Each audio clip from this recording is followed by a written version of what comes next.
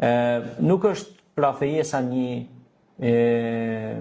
lojë, mu feju me lujt me qikin e botës ose me djalin, se në këtë rast edhe djalit dëmtohet i mozhit tina, po edhe i vajzës, në këtë rast edhe dy familjeve.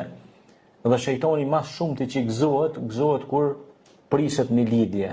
A kupton, sepse nuk është prishje e dy familjeve, po është prishje e në këtë rast e 4 familjeve, ose më tepër. Pse po them 4?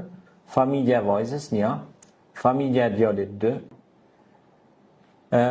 farefisi i djalit edhe farefisi i vajzës, a vonën 4.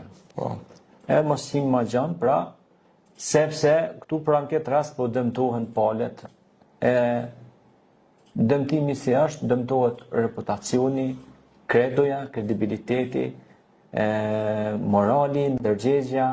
Prandaj nuk është shaka, nuk është hajgare me u martue ose mu fejue me qiken ose me djalin, sepse e keni në amanet, thot njëri tjetrin. Allahu dhe i dërguari i tij thot kjo është amanet, martesa është përgjegjësi, është amanet, është kontrakt, është marrëveshje, është beslidhje. E ata që e thejnë besen janë besprem. Kështu që duhet me pas shumë kujdes. Qëllimi pra është nderi, morali. Pejgamberi sallallahu alajhi wasallam ka thënë bu'ithtu li utammima makarim al-akhlaq, ka marrë me përsos nderin, moralin mes jush.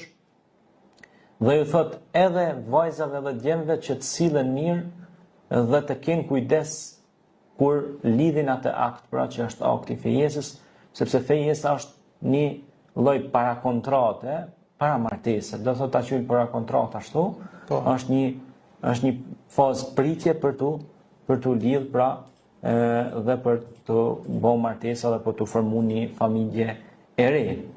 Pejgamberi alayhis salam pra vazhdimisht na mësonte që duhet kemi kujdes për amanetet dhe përgjegjësitë që ne i marrim mbi supet tona, sepse edhe ky Islam është amanet, e këtë amanet nuk e mori askush, po e mori njeriu.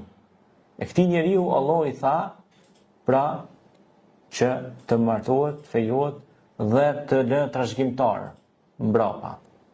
Pastaj do t'i shohim mbrapa edhe lutjet e pejgamberëve se si ata janë lutur, kanë thonë, o Allah më furnizo me inallahu huwa khairul warithin, pra Allahu është furnizuesi më i miri i trashëgimtarëve, pra Allahu jep trashëgimtar, diku i jep vajza, diku i jep djem, diku nuk i jep asgjë,